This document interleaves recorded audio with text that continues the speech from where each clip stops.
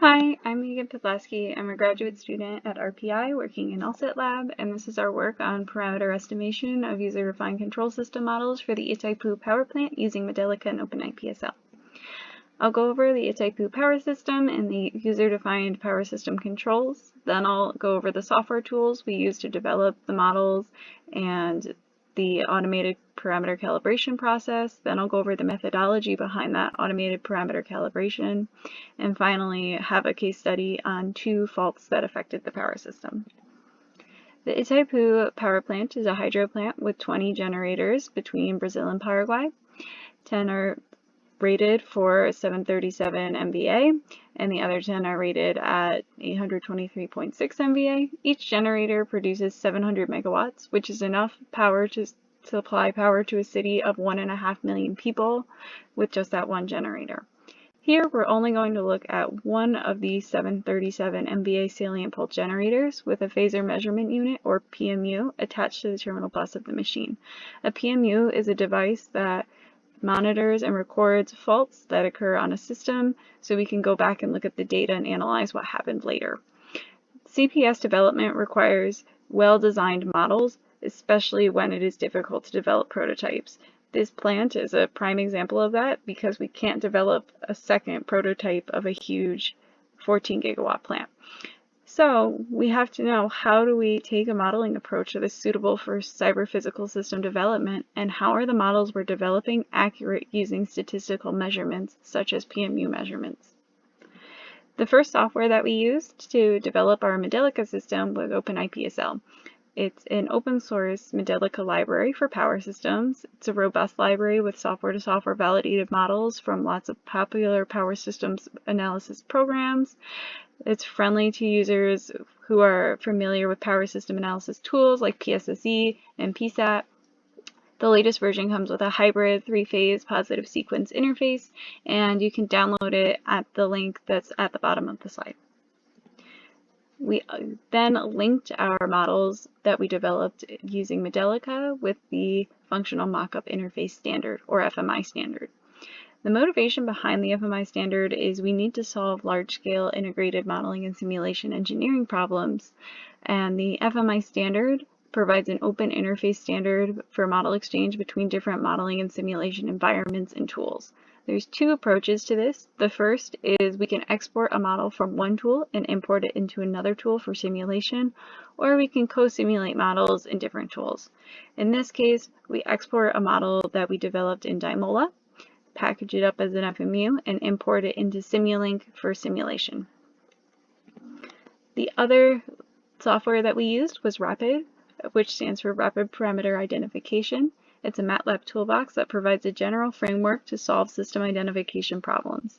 The software is modular and extensible, so we are allowed to use different optimization, simulation, and signal processing techniques. We commonly use RAPID to attempt to tune the parameters of a model to satisfy user-defined fitness functions.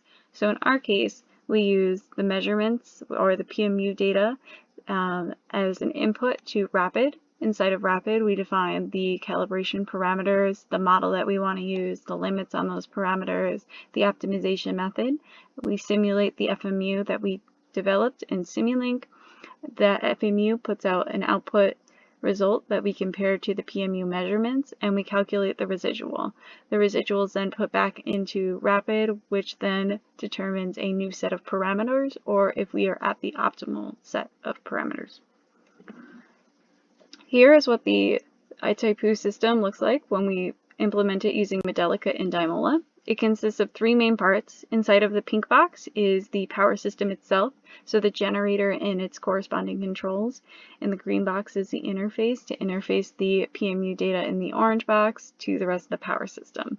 In other words, we have the tables containing the PMU data for active and reactive power in block A. In B, we have the system data containing frequency and base power to make sure all components are operating on the same base. The machine data block also contains the parameter data stored in a record, which is propagated to all the components, and we use that to just switch between cases easily. C is the user-defined turbine governor. D is a salient pole generator from OpenIPSL. E is the user-defined automatic voltage regulator, or AVR. The user-defined power system stabilizer, or PSS, is in block F. In G, we use the outputs from the salient pole generator to be real connections for FMU analysis. And then in H, we have the controlled voltage source component, which couples the PMU data to the power system model. And in I, we have the real and imaginary voltage components from the PMUs. We had to re-implement the user-defined Itaipu controllers. In previous studies, we've looked at IEEE standard models to use as the controllers for these PMU measurements. These models are already included in the OpenIPSL library. So the next step was to use the user-defined models that have been developed by Itaipu's engineers using CDU Edit, which is their industry-specific software. We wanted to know, how do the standard models impact model performance compared to the user-defined models?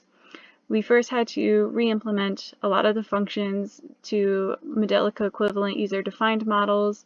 So on the right, you can see that we have a AVR model in their industry-specific software and a team, and we reorganized and re-implemented all of those controls into Modelica, shown on the left.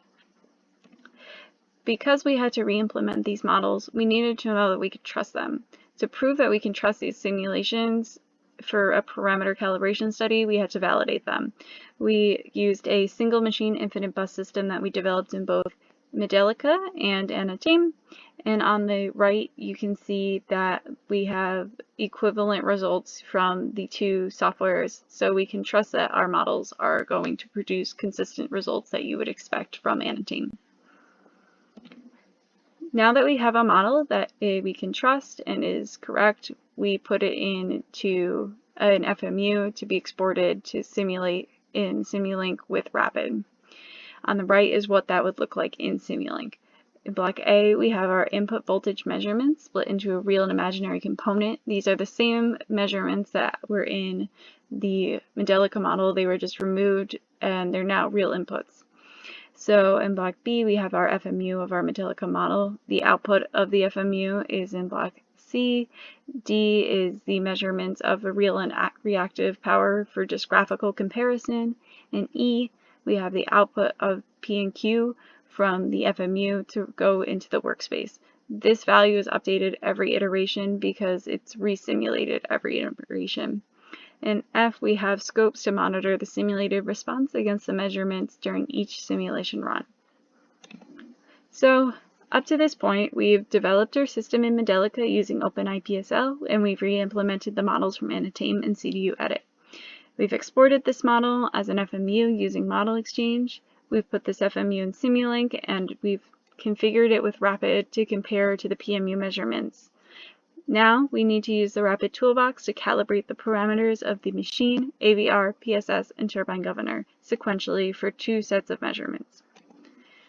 The sequential parameter estimation process for these models is we use a heuristic solver to find a global solution and then a gradient solver to find the local solution. The way this works is we define a parameter, vector x, of all of the parameters that we want to calibrate. Then we define a minimum and a maximum vector of the lower and upper limits of the parameters, and then we minimize the error such that we're not violating those minimum and maximums of the parameters. Once we do that, that's our initial guess for when we use a gradient solver. We define an empty parameter vector of the minimum and maximum and the parameters themselves, and for every parameter that we want to evaluate for our total parameters, we add a new parameter to that previously empty vector. This allows us to add one new parameter every time, and we run multiple iterations to add in one new parameter to optimize. In other words, we optimize an objective function to determine the next parameter guess, such that the minimum of that error is between the parameter limits. We simulate the response of the system using the parameter values that we found in that optimization. We determine the fitness of the function, where the error is calculated as the difference between the simulation and the PMU reference values for both active power P and reactive power Q. We then calculate that as a Euclidean norm, and we continue this until the maximum number of iterations or error tolerance is achieved. In this case, our maximum iterations was 5,000 and our error tolerance was 10 to the negative 5th. We then used our measurements from 2 different faults to calibrate the parameters for generic IEEE models and the Itaipu user-defined models. Our goal was to match the transient response to the model of the post-fault response of a physical system. We determined intervals of confidence on each of the parameters based on the experiment's results, and all of these models are simulated in Dymola with the variable time step solver DASL and an error tolerance of 10 to the negative 3rd. Here's our first case for a fault on September 22nd, 2015. And here the blue line is the PMU measurements themselves.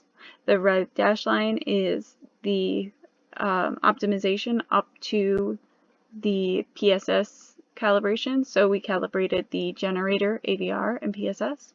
And then the green dash line is the optimization of the user-defined generator, AVR, PSS, and turbine governor, and the pink dashed dot line is the generic IEEE models.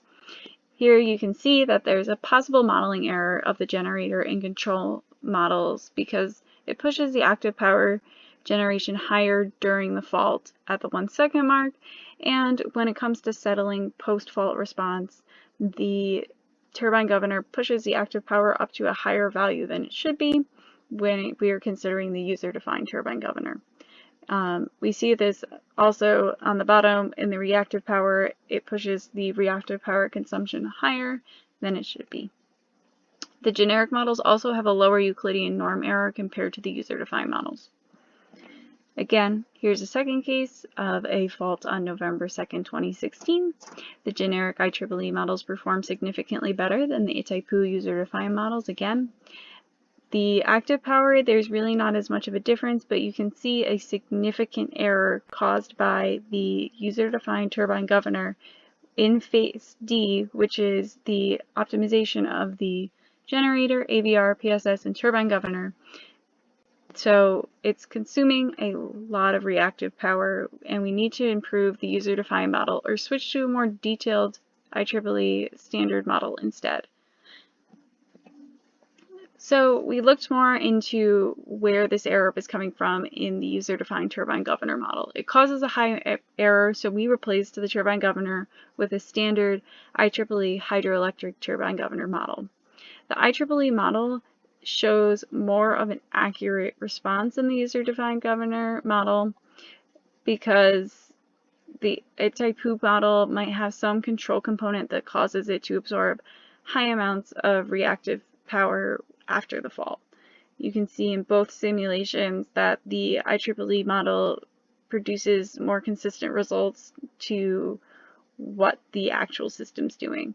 There's a possible error caused by some sort of certain conditions causing an error returning to steady state. So this brings us to our conclusion of this study raises an importance of model validation and maintenance.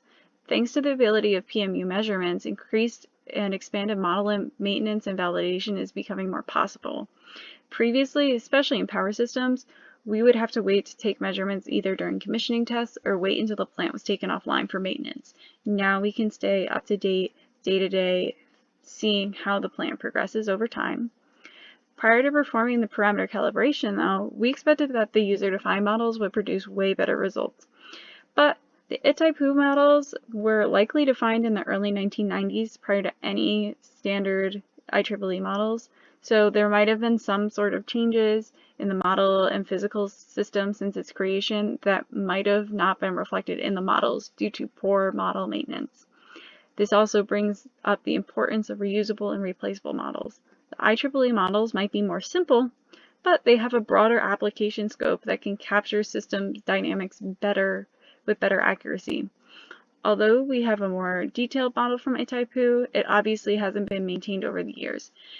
The calibration results show that the standard models are actually an adequate replacement that will be maintained and can be reused among many models, making model maintenance and the maintenance of these system models much easier. That's all for now. Thank you for your attention, and here are my references. Okay.